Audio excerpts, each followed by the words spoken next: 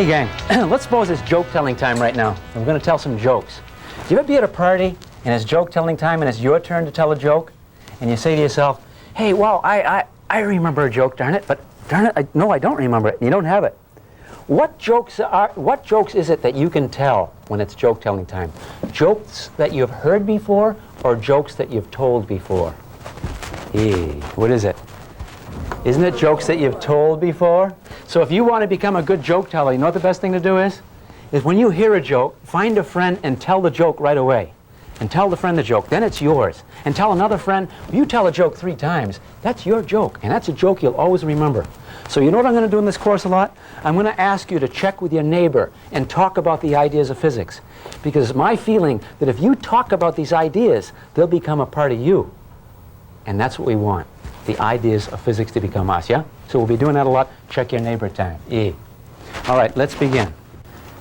Let's start off with this question. We're talking about motion today. Chapter 2, motion. What mode of transportation has done more to change the way people live? Think about that and check with your neighbor. The U with the EL. And with Vader. Elevator, isn't that right? Elevator, high rises. Could you imagine living on the 32nd floor and having all stairs? So the fact that the elevator came along changed the way cities are built. Now we go straight up, huh? High rises. We're going to talk about motion today. We're going to talk about a lot of definitions. First definition for motion is how fast you move. That's speed. So speed, we define speed to be, speed's measured in like miles per hour. So it's distance compared to time. So speed is simply distance compared to time. If I travel 60 miles and I do it in a time of 1 hour, what's my overall speed? Try it. 60 miles an hour, okay? Let's suppose I go 70 miles in 1 hour. What's my speed? 70 miles per hour. Let's suppose I go 100 miles and it takes me 2 hours. What's my speed? 100 miles per 2 hours, or 50 miles per hour, right? Can you do metric units? Let's suppose I go 60 kilometers and it takes me 1 hour. What's my speed? Yeah. What is it, gang? 60 kilometers per hour, okay? So speed is simply distance over time. We make a distinction between speed and velocity. Not going to knock it to death, but the idea is this. To say that you know your velocity is to say you know something else besides how fast you go. Do you know what it is? It's which direction you go. Like an airplane pilot says, my velocity is so many kilometers per hour north. Speed plus direction. So to say something's moving with a constant velocity is to say something's moving with the speedometer reading staying the same, but also the compass reading staying the same. So velocity is speed, but with direction implied or specified. So the symbol for speed will be the symbol for velocity, and that's V, the velocity. So I can put this in shorthand notation and come up with our first little equation. And that's V equals D for distance divided by time. This is a shorthand way of saying this. It's simply a definition of speed. Given the distance you travel, given the time interval during which that distance is traveled, the ratio, whip, boom, that's your speed. Your distance, your ratio of distance to time may change. At sometimes you might cover a lot of distance in a short time, and other times a longer distance in a longer time, so it may change. So strictly speaking, we say your average speed is how far you go divided by how long a time it takes. I put that little bar there to mean average speed. Knowing that, we can turn it around and say this. If I tell you that my average speed is 60 kilometers per hour, and I travel in a half hour, can you tell me how far I've gone? Check your neighbor, see if your neighbor be knowing. Yeah. What's the answer, gang? 30 kilometers. 30 kilometers. How'd you get it? You can turn this around. If this is true, then the distance you travel is simply equal to the average speed multiplied by the time you travel. And so there's a relationship for how far, and there's a relationship for how fast. at least the average of how fast. Your average speed and the distance you travel when you know the average speed and the time of travel. Let's try it one more time. Let's suppose you're in an airplane. The airplane's going 600 kilometers per hour, and it does it for 2 hours. How far along will the airplane have traveled? Neighbor time. So 600 kilometers per hour, and it does it for 2 hours. Try it. You'd say 600 kilometers per hour multiplied by 2 hours is 1,200 kilometers. So the airplane ought to be 1,200 kilometers distant from where we started. Question? Okay. Now we're going to talk about an idea that is considerably more involved, a little more difficult. And it's not how fast, and it's not how far. It's the rate at which you change how fast. And that's acceleration. Let me just define it.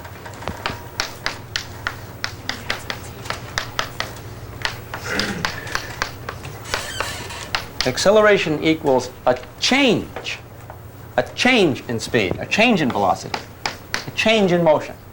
Keyword change.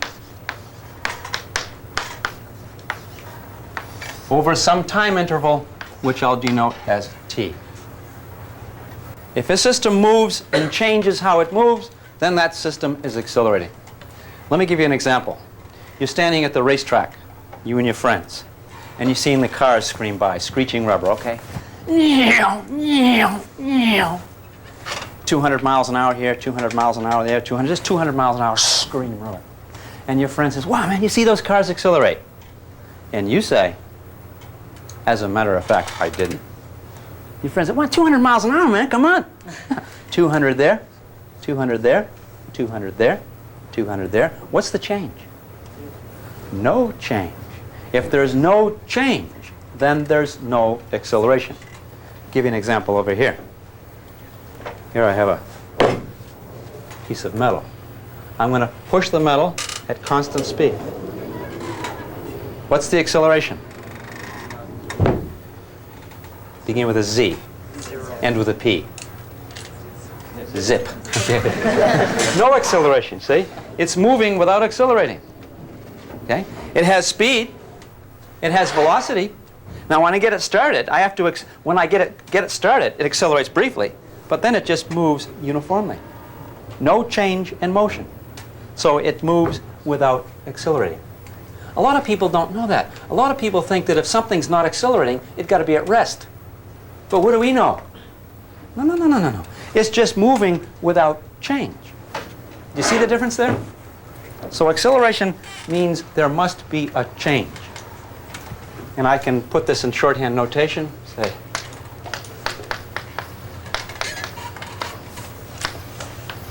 like that, and I can give you a numerical example. Let's suppose you're buying a car, and someone says, hey, this car is really, really neat. Doesn't look very nice, kind of a little bit tacky, but this thing will accelerate, man. This car will go from 0 to 60. What's the person telling you? 0 to 60 miles an hour. Does that tell you anything? Then you buy the car and you find out it takes you half an hour to get up to 60 miles an hour, okay? So when you talk about acceleration, you talk about how long does it take to do that? Well, let me give you an example. If I have a car that'll go from 0 to 60 miles an hour in 10 seconds, what's the acceleration? Try it. Let me help you. The car is going to change its velocity by how much? From 0 to 60 miles an hour? Okay? So there's going to be a change in velocity of 60 miles an hour, right? Did I tell you how long it would take to do that? 10 seconds? So I'll divide that by 10 seconds. S per second? So you know what the acceleration of my car is? Anyone have a calculator? Maybe you can do it in your head, okay? You can, okay? It's going to be 6 miles per hour per second. So the acceleration of that car is 6 miles per hour per second. And if that acceleration stays uniform, stays constant, that's to say then, as long as it's doing that, every second goes by, the car is going to be going faster than the second before. By how much? 6 miles per hour. By 6 miles per hour. It'll gain 6 miles per hour every second. Ain't that neat? So that's the acceleration of the car. Let's suppose I told you this. I have a car that'll go from 0 to 100 kilometers per hour in 10 seconds. What's the acceleration? From 0 to 100 kilometers per hour in 10 seconds. See if you can do it at your desk. Go. In this case, you're going 100 kilometers per hour. You're changing to 100 in 10 seconds. And so what do you have over here? 10 kilometers per hour per second. Okay, do you get the idea? Acceleration is something that you can feel. When you're in a car and it accelerates, you can feel that acceleration. In fact, you have controls in the car that make the car accelerate. What are the controls? What's the most obvious control in your car that will make it accelerate? The accelerator. Okay? And your accelerator is your gas pedal, right? Physics types, all right? Your gas pedal. Because when you push down on the gas pedal, it accelerates your car. It changes how it moves. You're driving along steady, steady, steady. You want to pick up speed, you step on the gas. You whoop, and you feel that lurch. You can feel the effect of acceleration. Is there any other controls on the car that will make it change how it's moving? Begin with a B, end with rake. Try it. Your brake. And when you slam on the brake, what happens? Boom, everyone pitches forward. You can feel it because it's a change. You can feel that change. Is there another control in your car that will make it accelerate?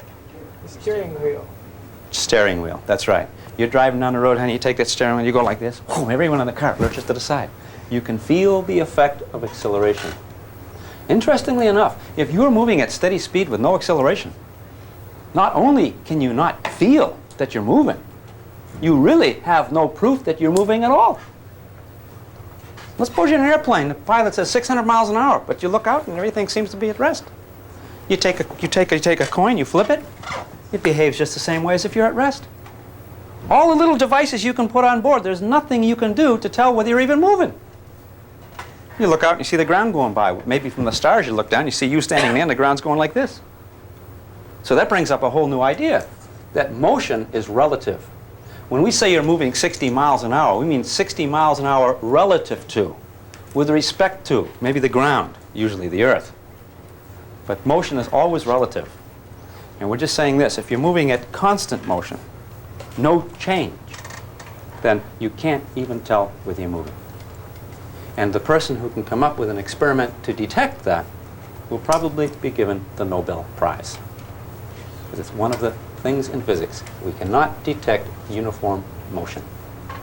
You can't say for sure. No way to sense it. We only sense changes in motion. Take a cup of tea in that airplane. When the airplane starts to do something different, the tea will spill. Okay? But if you're moving steady, steady, steady, steady, look out, you see the trees go by, but at the end, how do you know it's not you at rest and the trees moving? There's no experiment that will discern uniform motion.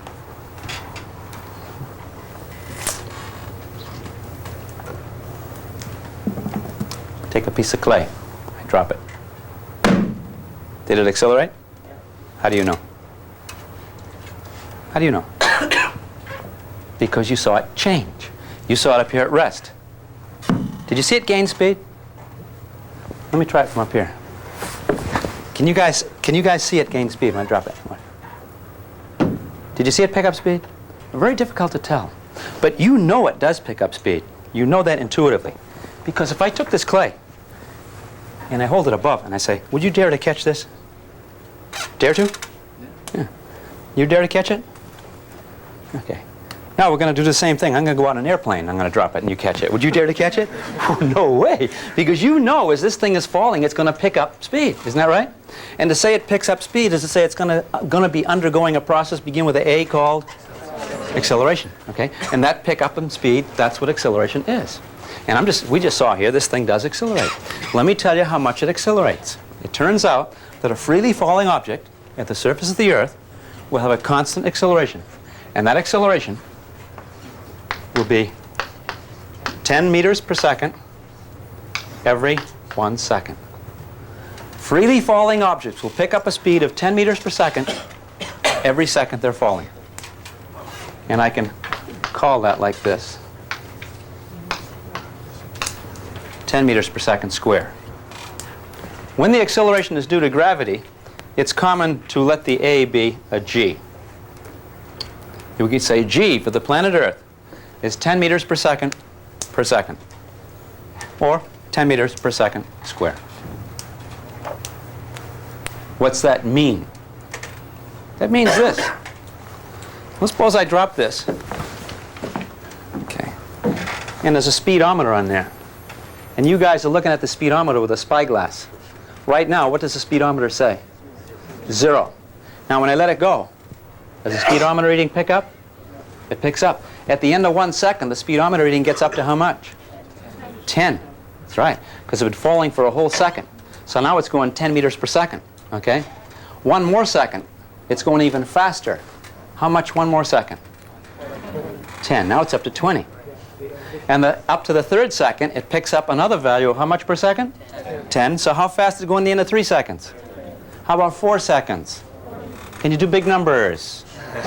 How about 10 seconds? How fast is it going? Check your neighbor. Okay, not the 10. Okay, let's just say 7.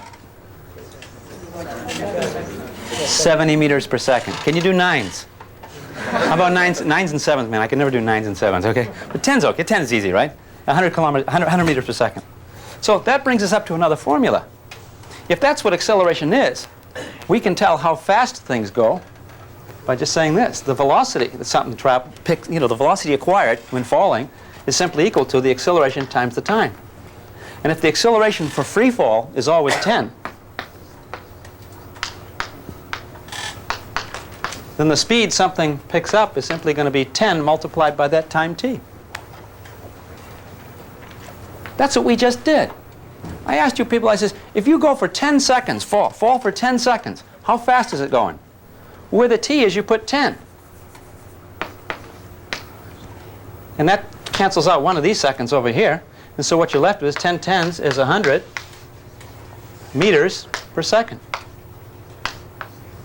So a freely falling object will pick up to a speed of 100 meters per second if it's got 10 seconds to fall. How about if it's got 5 seconds to fall? How fast will it be going? What would the speedometer reading be? Check your neighbor. How many say 50 meters per second? Yeah, because every second goes by, it's going to pick up 10 meters per second. It didn't have the second before. And that acceleration is constant. And you know what we're doing, gang? We're forgetting about air drag. We're not going to count air drag. If I take this book and this piece of paper and drop them, the book accelerates much more than the paper. Why? Because the paper, there's a lot of air resistance compared to the weight of the paper. If I take that paper and make it smaller, so now the air resistance acting on it's not going to be so much, they'll fall together. Okay? And we're only taking the case, these are the relationships here. These are for the case where air resistance doesn't count. And we're going to kind of do things that way in this course. We're going to take the easiest way all the time. You know why? Because the easiest way is a lot. We're not going to complicate things by talking about the air drag, at least not at this point, or even the buoyancy, the amount of air that's displaced and all that. We're going to learn the simplest physics we can, and we're going to learn it well. And then when we learn that well, then maybe some other time you can put air drag and buoyancy and all those other things in and make it more complicated. We'll always take the easiest way and learn a lot. Better to uncover a little than to cover a lot. Now I got a question for you, gang. Let's make believe this is a little test. Let's suppose we get up here again. I take the object and I drop it. Make believe this is a quiz. And I drop it. 1 second later, I say stop. 1 second later, that thing has got speed it didn't have up here. Check your neighbor and see if your neighbor knows how much speed does it have after 1 second. Go ahead. It's a review.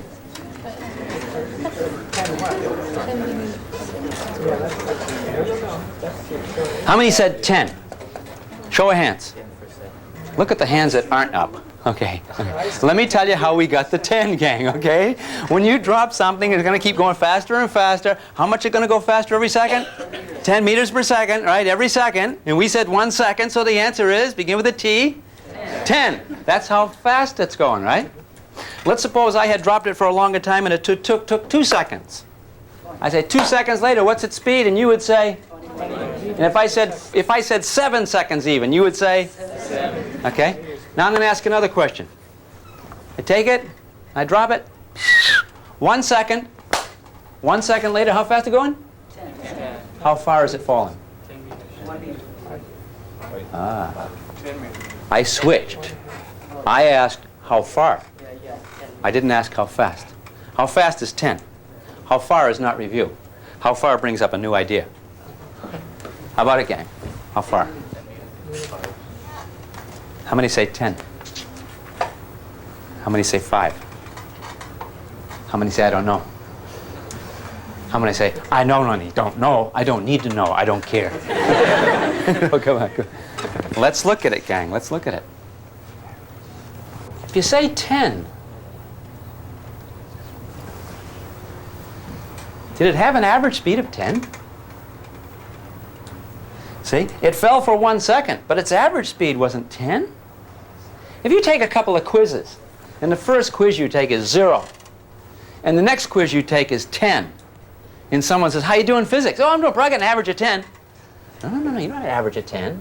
What's your average if you got a 0 and a 10? 5. In the middle, huh? So when I started, the thing wasn't moving at all. 1 second later, it's going 10. But the average then is 5.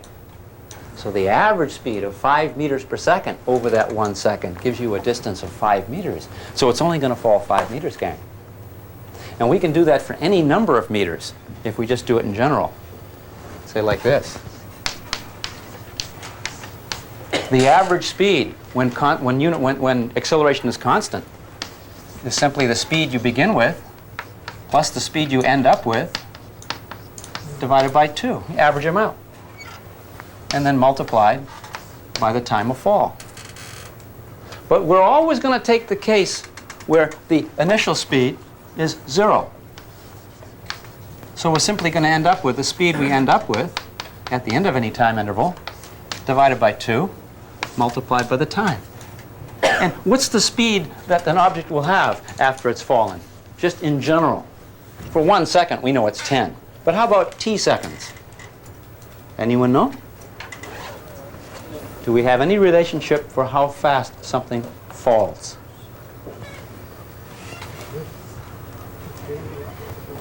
Right here.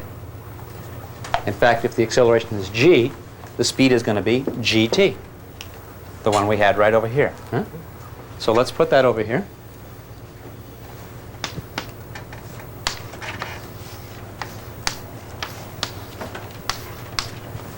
See what we have here? Is this time and this time the same? This is the time that it was falling.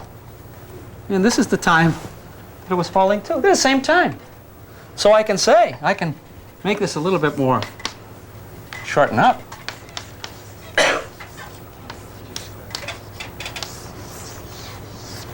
And now I have a relationship for how far something falls.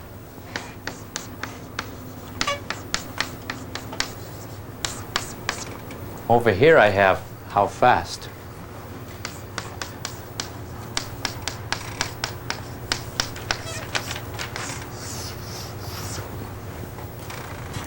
And let's say for fall, let A be g. That 10 meters per second per second.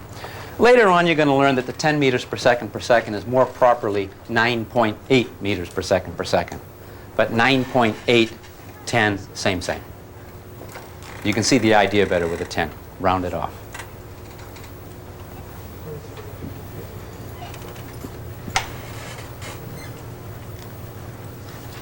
You're on the mainland. You're up country, mine country, California. You're out with your friends. And you have friends there, and someone opens up an old mine shaft. Musty. Someone says, geez, I wonder how deep that is down there. Dark. Dank. You hear the bats. Straight down. Someone says, gee, I don't know, if we had a rope, we could lower the rope and find out when it hits the bottom. So look, the ladder's all broken. There's no way to find out how far down that goes.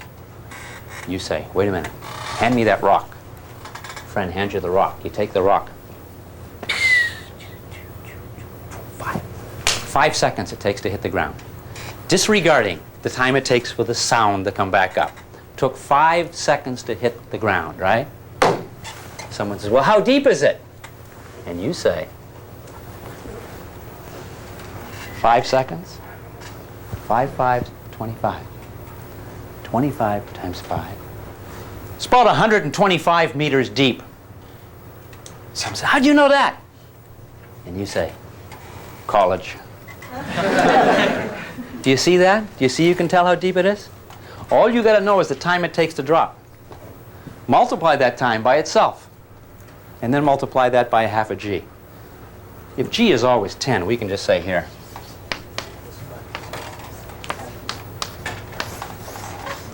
without putting units in there. We can also say that speed equals 10t. If you understand these ideas, if you really do, you can answer these questions. This is like a quiz. I take my object, I drop it, it takes 3 seconds. 3 seconds to hit the ground. Question number 1. What's the speed of impact? What's the speed of impact? It takes 3 seconds to hit. What's the speed at which it belts against the ground? See if you can write that down in your notes. So what's the speed going to be, gang? 30 meters per second. That thing's going to belt into the ground at 30 meters per second. Now I'm going to ask another question. How far down did it fall during that 3 seconds? You got to figure that out. See if you can do it. And then check your neighbor. How many say more than 40 meters? How many say less than 50 meters? I'm going to say give us 45 meters, Annie. Okay? 45 meters, that's right. Okay, here's for the A students. I drop it. 3 seconds it hits. A split second just before it hits. Boom, at that instant. What is the acceleration? Check your neighbor. How many say 30? What is the acceleration? How many say something less than 30? How many say 0? How many say 10? Hands up. Higher. Everyone look at these hands that are up. See these people with the hands up? Make friends with those people, all right? The physics types. The acceleration stays 10, gang. All the way down it stays 10. You see that? The acceleration doesn't change. Later on we'll learn the acceleration will change only if the force acting on it changes. And it's falling because of the force of gravity. And that force stays the same all the way down. So the acceleration stays the same. And because the acceleration stays the same, the speed keeps getting more and more. See? If I threw it up, it would go against the acceleration. The speed keep getting less and less. See? But we're just told the rate at which this change takes place, and that's at 10 meters per second per second. So the answer is, again, 30 meters per second speed, 45 meters distance traveled, but 10 meters per second acceleration. Got the difference there? Let me ask you this question. If I take a rock and I throw it up in the air, straight up, and it leaves my hand at 10 meters per second, that's about a little more than 20 miles an hour. It leaves my hand at 10 meters per second going straight up. There are people who can calculate how long it'll be in the air. There are people that can calculate how high it will go. And then there are people that can't calculate these things. Some of those people that can calculate these things are sitting right here today. Let me ask you guys a question. How long is it going to take to get to the tippity top if it leaves my hand at 10 meters per second? Reasoning goes like this. When I drop it, it's going to gain speed 10 meters per second every second, right? Well, just take a little savvy here now. If it gains going down, what do you suppose it does going up? I mean, oh, it'll still gain. Keep going faster and faster. Come on, come on. You guys know it's going to slow down.